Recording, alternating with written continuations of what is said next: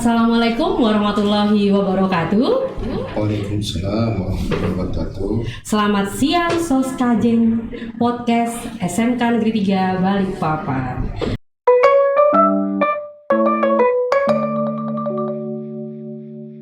Balik lagi di episode kali ini bersama saya Dian Ida Merdekasari, Wakahubinmas SMK Negeri 3 Balikpapan. Kali ini kita kedatangan bintang tamu yang sangat spesial dan perdana ya. Khususnya pada hari ini nih kita kedatangan Bapak Kepala Sekolah SMK Negeri 3 Balikpapan. Kita langsung saja untuk berkenalan langsung dengan Bapak Kepala Sekolah. Silakan Pak. Assalamualaikum warahmatullahi wabarakatuh dan selamat siang anak-anak semua. Dan nanti kita akan berbagi cerita tentang SMK Negeri 3 Balikpapan. Oke, gini nih Pak, kan kita ini pingin tahu lebih dalam nih Pak, peran penting kepala sekolah yang kayaknya itu berat ya Pak ya. Tapi sebelum kita masuk yang lebih menjurus ke dalam, bisa nggak sih Pak dibantu untuk menjelaskan dulu nih Pak, apa sih sebenarnya visi misi SMK Negeri 3 Balikpapan Pak? Ya, terima kasih Ibu Dian ya. Jadi sebenarnya segala sesuatu itu berangkat dari sebuah visi ya. Dan kita sudah membuat suatu visi bersama ya antara kepala sekolah, guru dan warga sekolah ya, bahwa visi SMK Negeri 3 Balikpapan itu sebenarnya ada 3 ya. Pertama adalah menjadikan anak didik yang kompeten, itu yang pertama ya. Kemudian kedua adalah berjiwa wirausaha dan yang ketiga adalah berwawasan global. Nah, semuanya itu nanti akan dibingkai dalam keimanan dan ketakwaan. Jadi anak-anak SMK itu pertama memang harus terampil di vokasinya, kemudian memiliki jiwa wirausaha dan cerdas. Dari wawasan global itu maksudnya adalah anak-anak supaya cerdas semuanya. Nah, semua itu tidak ada artinya kalau seandainya anak-anak tidak memiliki karakter ya. Dan karakter itu akan timbul ketika dia lebih mendekatkan diri kepada Yang Maha Kuasa. Makanya nanti lingkupnya itu semuanya dibungkus dengan keimanan dan ketakwaan kepada Allah Subhanahu wa taala, Tuhan Yang Maha Esa. Mungkin itu dulu kemudian ya. Wah, ternyata visi misi kita cukup mempresentasikan apa yang jadi tujuan kita sebagai warga SMK Negeri 3 Balikpapan. Mungkin selanjutnya nih Pak, kan peran kepala sekolah itu penting sekali ya Pak di sekolah ya. Ini para Soskajen nih pengen tahu nih Pak. Soskajen ya? Iya, namanya Soskajen Pak. Bagaimana sih Pak peran Bapak sebagai kepala sekolah nih dalam menciptakan lingkungan belajar yang kondusif, juga ramah bagi anak? Ya. Jadi memang untuk menciptakan suasana belajar yang kondusif ini kita harus mengenal lebih dekat ya. Apa sih kemauan anak itu? Ya. Apa kemauan anak itu harus dipahami dulu. Contohnya ini ya, contohnya podcast ini. Ya, contohnya podcast. Anak-anak maunya ingin tampil beda, misalnya ada podcast dan lain sebagainya, maka ini kita dengar, ya. Kita dengar, kemudian kita fasilitasi. Ada anak-anak yang hobinya mungkin di olahraga, kita dengar juga, kita ciptakan, kita buat event-event yang berskala kota, berskala provinsi, bahkan kalau bisa skala nasional kita buatkan juga ya. Jadi kita harus mendengar dulu apa-apa yang diinginkan oleh anak-anak kita ya. Kemudian kita sampaikan kepada guru-guru. Kemudian jangan lupa ya, memang guru-guru ini juga harus kita upskilling terhadap komunitas-komunitas yang membuat suasana semakin kondusif. Bahkan sebenarnya Bapak punya terobosan baru, namanya adalah GPS ya. Nah, apa itu GPS? GPS itu adalah guru peduli siswa ya, guru peduli siswa. Ini sebenarnya mengarah kepada kondusivitas lingkungan sekolah. Tujuan dari PDGPS itu adalah pertama melihat kesetaraan ekonomi. Nah, misalnya ada anak-anak yang di luar sana kebetulan saja mungkin kurang rezekinya atau mungkin tidak serta-merta ekonominya sama dengan yang lainnya ya Bu ya. Nah, kemudian kita bantu. Entah itu bantu di pakaian seragamnya, entah itu kita bantu di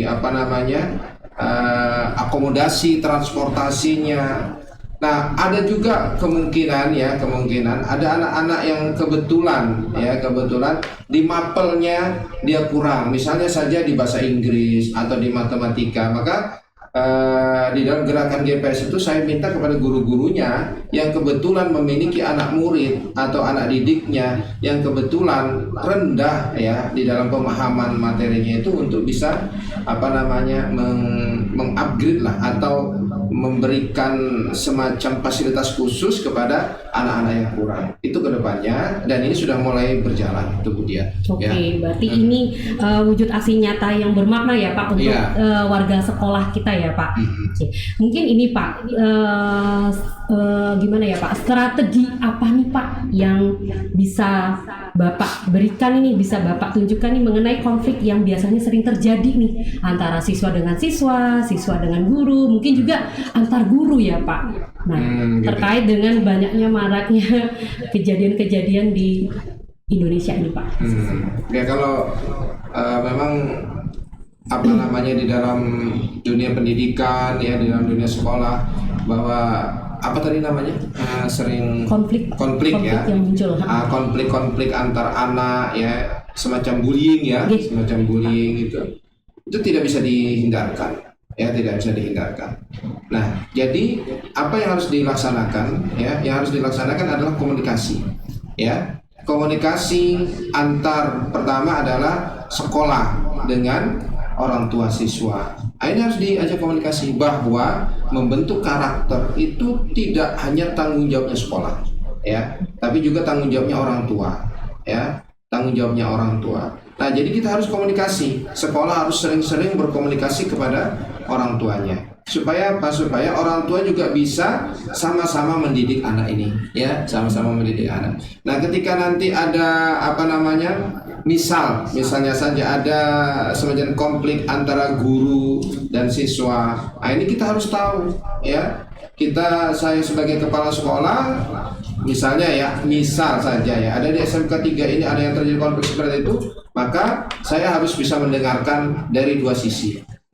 Tidak harus saya harus pro ke sana dan pro ke sini, tidak. Tapi lihat dulu dari anak-anak apa masalahnya, lihat juga dari guru apa masalahnya, kemudian ambillah titik tengah untuk menyelesaikan permasalahan-permasalahan tersebut. Nah, jadi semuanya itu berangkat dari komunikasi, berangkat dari komunikasi. Saya juga mengharapkan kepada guru-guru SMK 3 untuk membangun komunikasi yang baik, membangun komunikasi yang baik kepada orang tua yang ada di rumahnya maupun kepada anak-anaknya. Dari komunikasi yang baik, insya Allah itu akan jadi kondusif, itu Bu ya. Iya. Nah, ini lagi kan semakin kesini motivasi guru-guru khususnya ya Pak. Guru-guru, inspirasi dari guru-guru itu kan agak sedikit turun ya Pak. Nah, peran Bapak sebagai kepala sekolah nih, apa nih Pak upaya Bapak untuk memotivasi dan menginspirasi guru-guru di sekolah Pak? Terima kasih Bu Dian. Ini memang pertanyaan ini yang agak sulit untuk dijawab, karena memang inspirasi itu sebenarnya lebih bermakna ketika dia datang dari dalam diri sendiri, Pak Bu ya. Tapi ketika ini ada dari luar, itu kan artinya motivasi, memotivasi kepada guru-gurunya. Nah, apa yang harus dilakukan oleh seorang kepala sekolah? Ya tentu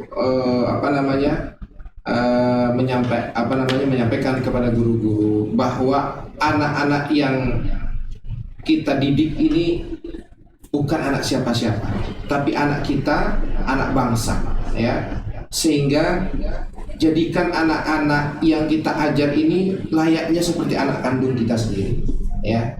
Jadi mengajarnya penuh dengan semacam orang tua mengajarkan kepada anaknya, penuh dengan kesabaran, penuh dengan keikhlasan, ya, penuh dengan inspirasi, penuh dengan motivasi kepada anak-anaknya. Nah, kemudian dari komunikasi tersebut kepada guru-guru yang akan meningkatkan kemampuannya, kita upskilling kan, ya, kita adakan training, kita adakan pelatihan, ya, supaya apa? Supaya guru-gurunya juga memiliki kompetensi, ya, kompetensi yang sesuai dengan perkembangan zaman, ya. Kan guru-guru ini kan produknya adalah produk lama ini. Sementara generasi sekarang sudah generasi Z, ya, sudah kalau guru-guru ini baby boomer, ya, generasi baby boomer, ya. Nah, sekarang sudah generasi Z. Tentu ada loncatan di sana. Ada loncatan sikap, loncatan karakter, loncatan ilmu pengetahuan, dan itu harus diimbangi dengan upskilling, training, ya, dari guru-guru sehingga bisa menyesuaikan perkembangan zaman, ya. Mungkin itu, Bu, ya. Iya sih Pak, benar sekali. Memang semua itu proses ini berjalan sesuai zamannya, sesuai ya Pak. Zaman, betul. Benar. Nah, ini kan banyak sekali nih Pak, yang mungkin jadi pertanyaan para sosekazen juga nih. Bagaimana sih Pak cara Bapak menghadapi atau mengelola nih anggaran sekolah dan memastikan penggunaan dananya itu tepat atau efektif gitu Pak, karena kan dana yang mungkin didapat tidak bisa mencakup untuk mengcover semuanya, gitu kan Pak.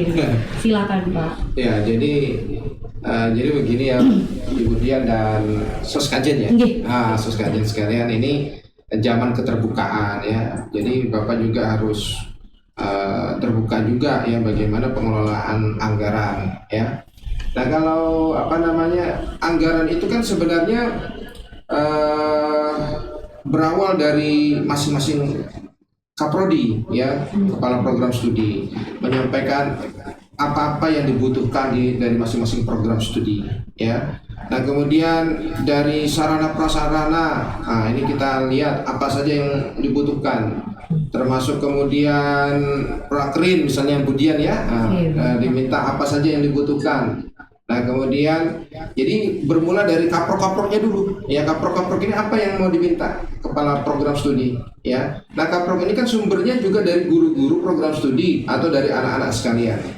Nah, ini. Nah, kemudian dari kesiswaan. Nah, dari kesiswaan itu kan dia juga menghimpun dari berbagai macam event-event yang ada di kesiswaan. Misalnya ada poli, ada sepak bola, ada seni dan lain sebagainya, semuanya dihimpun jadi satu. Kemudian barulah dimusyawarahkan, ya, kalau seandainya terjadi pembengkakan, ya, anggaran, maka yang mana yang lebih prioritas. Nah, adapun nanti kekurangan dana, bahwa sekolah, bahwa pendidikan, bahwa tanggung jawab pendidikan itu adalah tanggung jawab bersama, ya, tanggung jawab pemerintah, ya, tanggung jawab masyarakat, dan tanggung jawab orang tua. Nah, ini jadi harus diingat, ya, para soskajen semuanya, bahwa pendidikan ini bukan semata-mata tanggung jawabnya sekolah atau pemerintah, ya, tetapi ada 3 yang memiliki tanggung jawab besar terhadap majunya pendidikan, yaitu pertama adalah masyarakat dan orang tua, ya. Nah, masyarakat, ya, misalnya, ya, kemarin kita ngadakan kemah blok, ya, kemah blok. Nah, kemah blok ini kan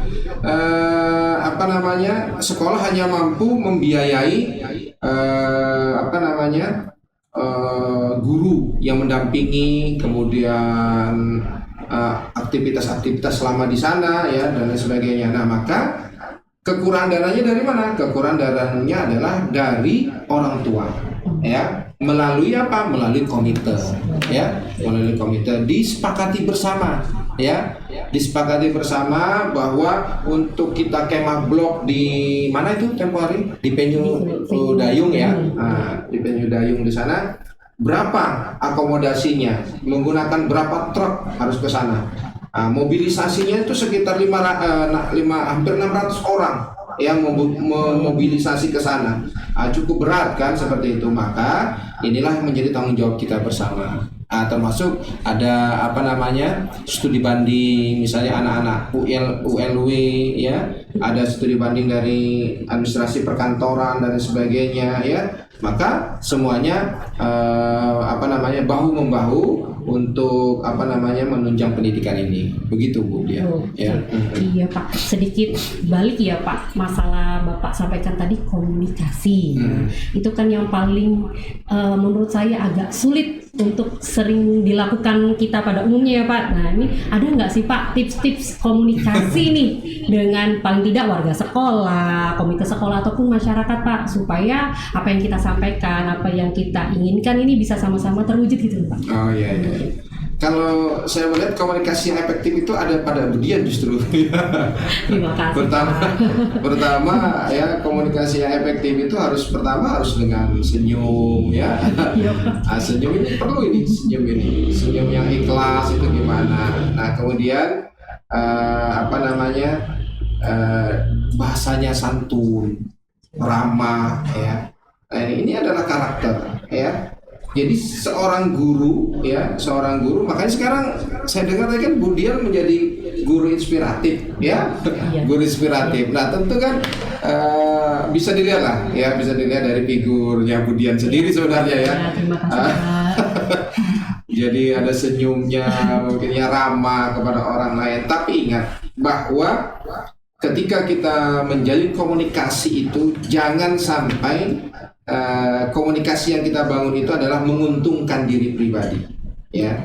Tapi semata-mata adalah untuk kepentingan anak, ya, untuk kepentingan sekolah dan untuk kepentingan anak. Nah, ketika kita membangun komunikasi bahwa komunikasi nanti akan menjadi keuntungan pribadi, maka itu tunggu saja saat-saat runtuhnya suatu komunikasi itu sendiri, ya. Jadi komunikasi yang paling penting itu adalah komunikasi yang ikhlas, yang ramah, yang betul-betul bahwa komunikasi yang dibangun itu adalah semata-mata adalah untuk kepentingan anak, untuk kepentingan bersama, untuk kepentingan sekolah. Itu ya, itu Bu. Iya Pak, kan melihat nih SMK 3 sekarang ini jauh-jauh lebih show off ya Pak, kayaknya lebih dikenal banyak orang nih.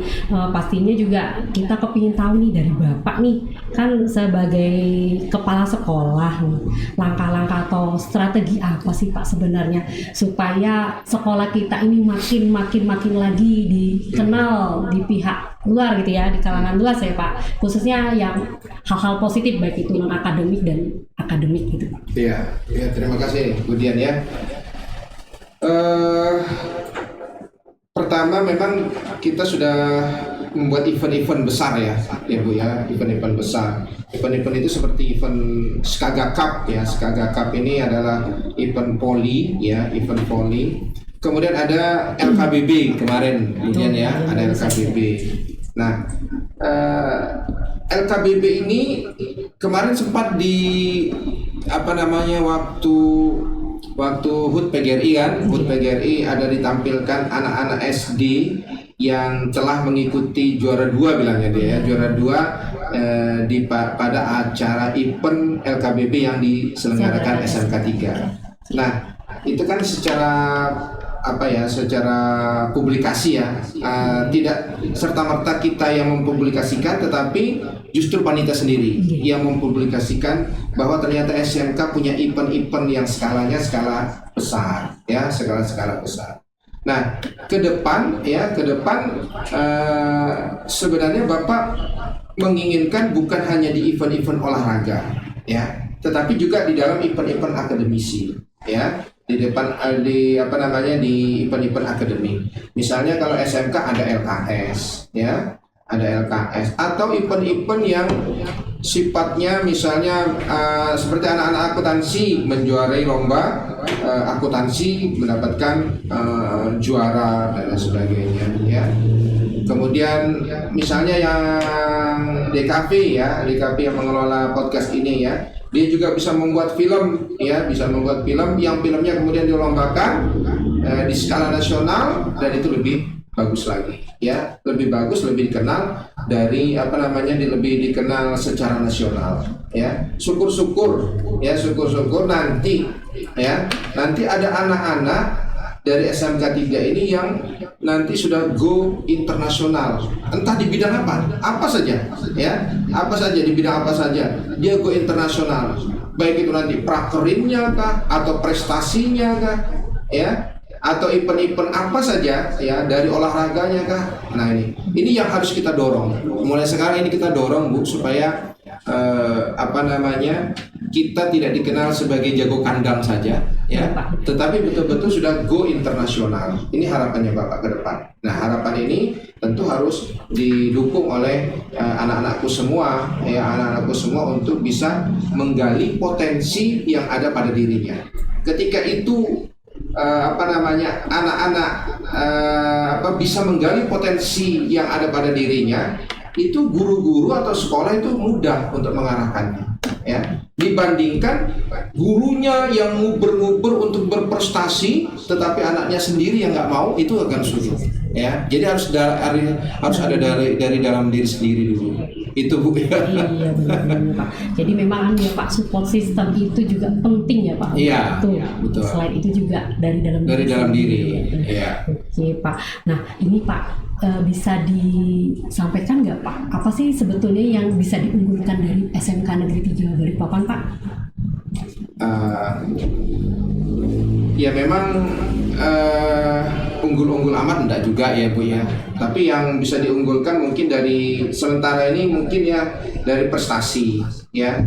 Prestasi kita ini ada, cuman kemarin itu sangat disayangkan itu prestasi renang, si Nabila ya kalau nggak salah itu. Nah, ini Nabila kalau bisa dengar suaranya Bapak ini, ya. Ini Nabila itu DKP juga ya? Iya Pak.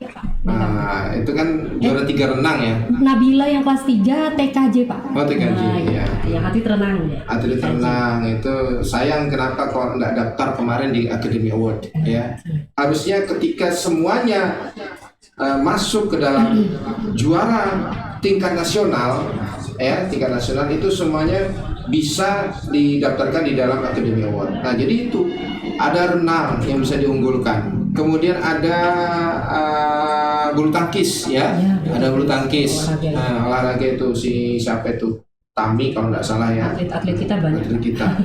Kemudian poli, ya, poli juga banyak, ya. Nah, ini. Jadi sementara kan baru di olahraga ya, Bu, ya. Baru di olahraga. Tapi nanti yang bisa diandalkan lagi di jurusan. Nah, di jurusan ini juga bisa kita andalkan. Misalnya DKV, ya. DKV ini nanti melalui sablon, ya, sablon baju ini bisa kita unggulkan. Kita nanti akan mendaftarkan brand kita sendiri, ya. Skaga misalnya, ya, Skagaba misalnya. Skagaba, nanti brand kita adalah Skagaba misalnya, ya. Itu kita masukkan, ya, di dalam haki, ya, atau di dalam hak merek dagang. Nah, kemudian nanti kita coba untuk membuat ide-ide kreatif yang kita tuangkan di dalam t-shirt, ya, atau kaos, ya, kaos yang semacam jogger, semacam dagadu dan lain sebagainya. Nah, kita Balikpapan belum punya seperti itu. Nah, nanti harapannya Bapak itu bisa diandalkan, ya, diandalkan oleh DKP untuk kita punya branding sendiri, kemudian kita jual, ya, atau kita kerjasama dengan corporate, ya, pihak-pihak swasta, ya, yang bisa memberikan fasilitas kepada kita untuk kita bisa jualan di mana. Rencana Bapak sih ada mau jualan di bandara misalnya itu, ya, di bandara atau di tempat-tempat yang rame, terserah di mana saja. Yang penting branding kita dikenal, itu harapannya Bapak yang bisa nanti diandalkan. Baik Pak. Nah, ini jadi kita sudah mau sampai di penghujung talk episode kita kali ini ya Pak. Sangat seru sekali komunikasi dengan Bapak, memaparkan peran penting Bapak sebagai kepala sekolah. Mungkin Pak ada yang pesan-pesan yang bisa disampaikan buat soskazen kita yang bisa menyimak atau menonton episode kali ini Pak. Monggo Pak. Ya. Jadi pesan Bapak kepada anak-anakku semuanya, ya, eh, jangan lupa untuk bermimpi. Mimpi itu penting ya untuk bisa memotivasi diri kita ya, untuk bisa memotivasi diri kita ya. Jadi aktualisasi potensi pada diri kalian ya, itu harus diangkat semuanya. Anak-anakku semua, anak-anak SMK 3, tidak ada anak-anak yang bodoh ya. Tidak ada anak-anak yang tidak kreatif. Semua anak-anakku SMK 3 Balikpapan adalah anak-anak yang memiliki potensi luar biasa. Hanya saja kalian belum menggali potensi yang ada pada kalian ya. Oleh karenanya itu pesan ya kepada Bapak, kepada kalian, gali potensi kalian ya. Gali potensi yang ada pada diri kalian, kemudian kembangkan ya, kemudian kembangkan. Nah, insya Allah kalian akan menjadi orang-orang yang sukses. Itu Bu ya. Benar sekali apa yang disampaikan oleh Bapak Kepala Sekolah ya. Saya juga secara pribadi Pak berterima kasih sekali saya bisa ada di sini.